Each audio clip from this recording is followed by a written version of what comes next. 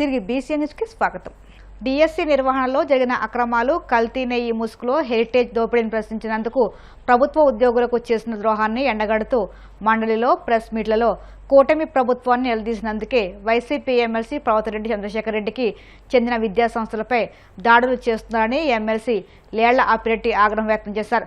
Tadepalli party కేంద్ర కార్యాలయంలో ఆయన మీడియాతో మాట్లాడుతూ రాజకీయంగా ఆయన సంధించిన ప్రశ్నలకు సమాధానం చెప్పే ధైర్యం లేక ఆయన గొంతు నొక్కాలని చూస్తున్నారని మండిపడ్డారు. ఆత్మహత్య చేసుకోవడానికి దాపురించినటువంటి పరిస్థితులు ఇవాళ కళ్ళగట్టినట్టుగా కనిపిస్తా ఉన్నాయి. పోలీసులు అడ్డం పెట్టుకుని చేసినటువంటి కార్యక్రమాలన్నీ ఇవాళ అదే పోలీసులు కొంతమంది స్వార్థపర పోలీస్ అధికారులు ఈ ప్రభుత్వాన్ని అడ్డం పెట్టుకుని తమ కార్యక్రమాలను కొనసాగించుకోవడం కోసం చేసినటువంటి అకృత్యాలు రాష్ట్ర రాజధానిగా చెబుతున్నటువంటి పక్కనే ఉన్నటువంటి విజయవాడలో కడ్లు కట్టినట్టు కనిపిస్తా ఉన్నా, దేశం యావత్తు కూడా చీకొడుతా ఉన్నా ఈ ప్రభుత్వానికి కనీసం సీమ గుట్టినట్టు కూడా లేదు, సిగ్గు కూడా లేనటువంటి పరిస్థితులు వాళ్ళు చూస్తా ఉన్నాం. ఈ రోజు ప్రభుత్వాన్ని అడగదలుచుకున్నాం. ఈ ప్రభుత్వాన్ని ప్రశ్నిస్తే వారి గొంతులన్నీ కూడా నొక్కేస్తారా? ఈ ప్రభుత్వం చేస్తున్నటువంటి అప్రజాస్వామిక విధానాలని ప్రశ్నిస్తే వ్యాపార సంస్థలపైన, విద్యా సంస్థలపైన దాడులు చేస్తారా? ఇది ఎక్కడి సంప్రదాయం బాబు? ఈ రాష్ట్రంలో అధికారంలోకి వచ్చినటువంటి తెలుగుదేశం పార్టీ ఈ రోజు ఈ ప్రభుత్వాన్ని ప్రశ్నిస్తున్నటువంటి శాసన మండలి సభ్యులు చంద్రశేఖర్ రెడ్డి గారి విద్యా సంస్థలపైన దాడులకు ఉపక్రమించినటువంటి వైనాన్ని వైఎస్ఆర్ కాంగ్రెస్ పార్టీ మాత్రమే కాదు, ఈ రాష్ట్రంలో ఉన్నటువంటి ప్రజాస్వామ్యవాదులందరూ కూడా ముక్త కంఠంతో ఖండించవలసినటువంటి అవసరం ఉందన్న అంశాన్ని సందర్భంగా గట్టిగా చెప్పదలుచుకున్నా. చంద్రశేఖర్ రెడ్డి గారు డిఎస్సి 2025లో జరిగినటువంటి ఆ ఫలితాలకు సంబంధించి, ఉద్యోగ నియామకాలకు సంబంధించి వైఎస్ఆర్ కాంగ్రెస్ పార్టీ ప్రీతమ నాయకులు జగన్మోహన్ రెడ్డి గారి నేతృత్వంలో నిరుద్యోగ యువతకి, ముఖ్యంగా ఎవరైతే పరీక్షలు రాసి అర్హత కలిగి ఉండి కూడా ఉద్యోగాలు రానటువంటి యువతకు అండగా నిలబడి ఈ కుంభకోణం పైన సిబిఐ విచారణ కావాలని కోరుకున్నటువంటి పరిస్థితుల్లో పార్టీ బలంగా ప్రజలకు ఆ విషయాన్ని తీసుకెళ్తే ఇదే అంశం పైన అనేకమైనటువంటి ప్రశ్నల్ని ప్రభుత్వానికి స్పందిస్తే ఆ స్పందించినటువంటి ప్రశ్నలకి విద్యాశాఖ మంత్రి లోకేష్ ఎప్పుడు కూడా నోరు తెరిచి సమాధానం.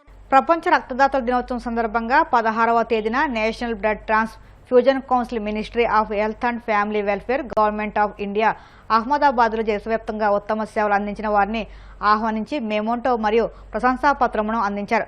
దీనిలో భాగంగా Andhra Pradesh state blood transfusion council ఉత్తమ బ్లడ్ బ్యాంక్ సేవలు అందిస్తున్న ఏఎస్ఎన్ రాజు చారిటబుల్ ట్రస్ట్ని గుర్తించి ఎన్బిటిసికి పంపడం ద్వారా ఉత్తమ సేవ అవార్డును పొందడం జరిగింది. ఈ సందర్భంగా ఏఎస్ఎన్ రాజు చారిటబుల్ ట్రస్ట్ అధినేత అల్లూరి సూర్యనారాయణ రాజును మాజీ ఎంపీ భీమవరం నియోజకవర్గ టీడీపీ ఇన్ఛార్జ్ తోటా సీతారామ లక్ష్మి అభినందించారు.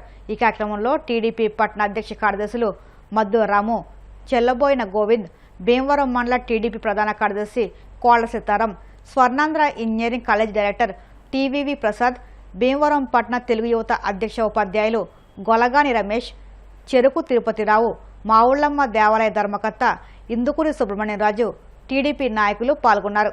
అవార్డు వచ్చిన సందర్భంగా మేడం గారిని కలిసిన ఈ మన ఏవిఎస్ఎన్ రాజు గారిని అభినందిస్తూ మా కాలేజీ నుంచి కూడా నేను ఆయనకు మాటిస్తున్నాను. మా ఎన్ఎస్ఎస్ వాలంటీర్స్ కూడా మీకు ఎప్పుడన్నా ఎమర్జెన్సీలో ఉన్న మా స్వర్ణాంధ్ర కాలేజీ నుంచి, నసాబ్ నుంచి కానీ, కర్ణాటక కాలేజీ భీమవరం నుంచి కానీ ఏదైనా ఎమర్జెన్సీ అవసరం అయినప్పుడు మా ఎన్ఎస్ఎస్ స్టూడెంట్ పంపించి ఎవరికైనా ఆపదలో ఉన్న వారికి బ్లడ్ డొనేషన్ ఇవ్వడానికి నేను సహకరిస్తానని రోజున ఏఎస్ఎన్ రాజు బ్లడ్ బ్యాంక్ వారు మా ఇన్ఛార్జ్ అయిన తోట సీతారామలక్ష్మి గారి దగ్గర రావడం జరిగింది. ఎందుకంటే ఆయన ఏ కార్యక్రమం తలపెట్టినా, తలసేమియా ఉంటే ఇంకో దానిగా బ్లడ్ డొనేషన్ కావాలంటే ముందుగా ఆయన కాంటాక్ట్ చేసి మా ఇన్ఛార్జ్ అయిన శ్రీమతి తోట సీతారామలక్ష్మి గారికి ముందు ఫోన్ చేస్తారు.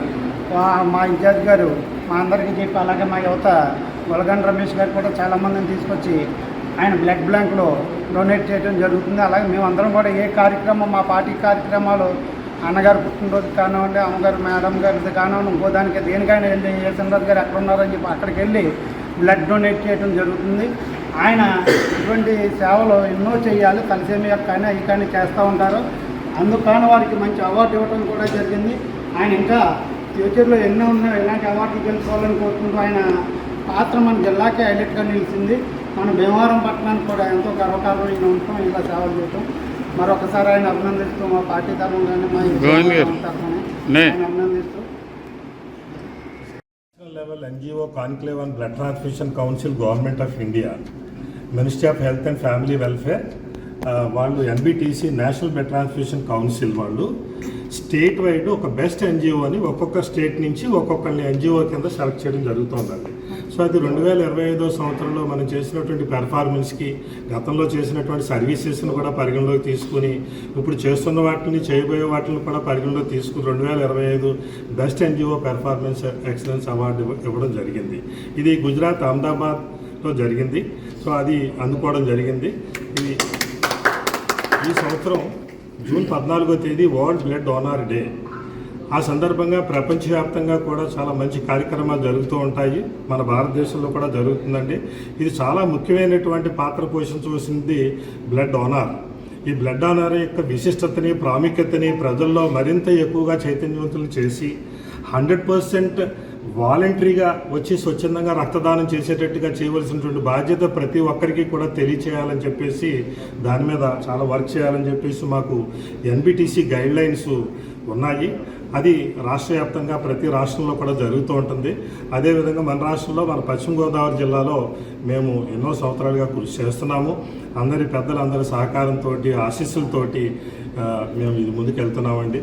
ఇందులో ముఖ్యంగా మేడం గారు శ్రీమతి తోట సీతారామలక్ష్మి గారి యొక్క ఆశీస్సులతో ఎన్నో 25 సంవత్సరాల నుంచి కూడా ప్రతి సందర్భంలో కూడా మేడం గారు రావడం, దాన్ని ప్రోత్సహించడం, చక్కగా ముందుకెళ్ళేటట్టుగా చక్కటి సహకారాన్ని అందించడం కూడా జరిగింది.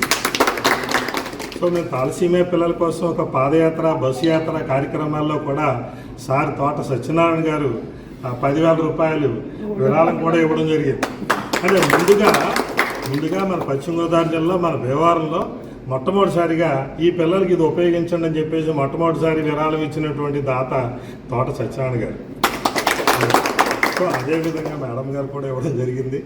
సో తప్పనిసరిగా మీ ఆశీస్సులతోటి మేము ఏలూరులో జూలై 3, 4, 5 తేదీల్లో నిర్వహించనున్న ఆంధ్రప్రదేశ్ రైతు సంఘం రాష్ట్ర 23వ మహాసభలను జయప్రదం చేయాలని రైతు సంఘం పూర్వ రాష్ట్ర అధ్యక్షులు బి బలరాం పిలుపునిచ్చారు.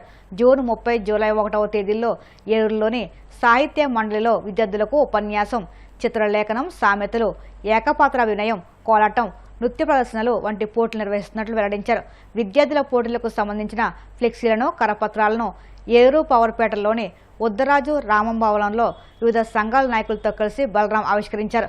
ఈ కార్యక్రమంలో ఆంధ్రప్రదేశ్ రైతు సంఘం జిల్లా కార్యదర్శి కె శ్రీనివాస్, జిల్లా అధ్యక్షులు కట్టా భాస్కర్ రావు, జిల్లా నాయకులు సిరిబత్తుల సీతారామయ్య, కోన శ్రీనివాసరావు, బొడ్డు రాంబాబు, సిఐటియు జిల్లా అధ్యక్ష కార్యదర్శులు ఆర్ లింగరాజు, డిఎన్విడి ప్రసాద్, శ్రామిక మహిళా జిల్లా కన్వీనర్ ఎం నాగమణి, గిరిజన సంఘం జిల్లా అధ్యక్ష కార్యదర్శులు తెల్లం రామకృష్ణ, ధర్ముల రమేష్, ఆంధ్రప్రదేశ్ వ్యవసాయ కార్మిక సంఘం జిల్లా కార్యదర్శి పి రామకృష్ణ, వివిధ సంఘాల నాయకులు పాల్గొన్నారు. అన్ని పంటలకు చెందినటువంటి రైతులకు చెందినటువంటి రైతు సంఘం, ఆంధ్రప్రదేశ్ రైతు సంఘం 23వ రాష్ట్ర మహాసభలు ఏలూరులో పెద్ద ఎత్తున జరుగుతున్నాయి. ఈ సందర్భంగా జూలై 3వ తేదీన అన్ని పంటల రైతులతో ఏలూరులో మహా రైతు ప్రదర్శన, బహిరంగ సభ జరుగుతున్నాయి. ఈ బహిరంగ సభలో అఖిల భారత కిసాన్ సభ ఆల్ ఇండియా నాయకులు, వివిధ రాష్ట్రాల నాయకులు పాల్గొంటారు. రైతాంగం పెద్ద ఎత్తున పాల్గొని ఈ ప్రదర్శనని, బహిరంగ సభని, అలాగే 4-5 తేదీల్లో జరిగేటువంటి ప్రతినిధుల సభని జయప్రదం చేయమని విజ్ఞప్తి చేస్తున్నాం. రైతు సంఘం రాష్ట్ర మహాసభల సందర్భంగా ఈ నెల 30వ తేదీన, జూలై 1వ తేదీన హై స్కూల్ విద్యార్థులకి, కాలేజీ విద్యార్థులకి వ్యవసాయానికి సంబంధించినటువంటి అంశాల మీద పోటీలు నిర్వహిస్తున్నాం. వ్యవసాయం మీద అవగాహన కల్పిస్తాం. పాటల పోటీలు, వ్యాసరచన పోటీలు, వక్తృత్వ పోటీలు, నృత్య పోటీలు, ఏకపాత్రాభినయ పోటీలు, ఇవన్నీ కూడా ఏలూరు రామకృష్ణాపురంలోని సాహిత్య మండలి వద్ద జరుగుతాయి. 30వ తారీఖు, జూలై 1వ తారీఖున విద్యార్థులకు జరిగేటువంటి ఈ పోటీల్లో విద్యార్థులందరూ కూడా పాల్గొనమని విజ్ఞప్తి చేస్తున్నాం. వ్యవసాయం ఈ రోజున దేశానికి తిండి పెడుతుంది. 165 మంది ఈ రోజుకి దేశంలో కానీ మన రాష్ట్రంలో కానీ వ్యవసాయం మీదే ఆధారపడుతున్నారు. రైతులు ఎంతో కష్టపడి పంటలు పండిస్తున్నారు. ఆ పంటల వల్లే ఈ దేశంలో ఉన్నటువంటి అన్ని వృత్తుల వారికి, అన్ని సామాజిక తరగతుల వారికి, అన్ని వర్గాల వారికి ఆహారం దొరుకుతుంది. అటువంటి రైతులు ఈ రోజున చాలా కష్టాలు ఎదుర్కొంటున్నారు. ప్రధానంగా చిన్నకారు రైతులు, పేద రైతులు, మధ్యతరగతి రైతులు, కౌలు రైతులు, వ్యవసాయం మీద ఆధారపడినటువంటి వ్యవసాయ కార్మికులు, వ్యవసాయం మీద ఆధారపడినటువంటి చేతి వృత్తిదారులు అనేక సమస్యలు ఎదుర్కొంటున్నారు. ఈ రోజున కష్టపడి పండిస్తున్నటువంటి పంటలకి రైతులకి ధర రాక రైతులు తీవ్రంగా నష్టపోతున్నారు. కానీ రైతులు ఉపయోగించేటువంటి ఎరువుల ధరలు పెరిగిపోతున్నాయి, పెట్రోల్ ధరలు పెరిగిపోతున్నాయి, డీజిల్ ధరలు పెరిగిపోతున్నాయి, గ్యాస్ ధరలు పెరిగిపోతున్నాయి. ట్రాక్టర్ వార్తలు ముగించే ముందు ముఖ్యాంశాలు మరొకసారి. నర్సాపురం పార్లమెంట్ పరిధిలో మేధావులు ప్రముఖులతో కేంద్ర మంత్రి శ్రీనివాస్ వర్మ ఆత్మీయ సమావేశాలు. 12 ఏళ్లలో కేంద్ర ప్రభుత్వ ప్రగతికి సంబంధించిన ప్రత్యేక పుస్తకాల బహుకరణ.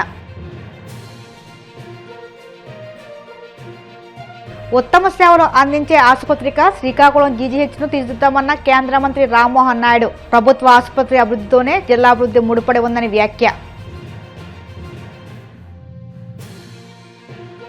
ఆత్మకూరులో మంత్రి ఆనం రామనారాయణ రెడ్డి పర్యటన. అమృత్ 2.0 పథకం కింద 14.90 కోట్లతో పలు అభివృద్ధి పనులకు శంకుస్థాపన.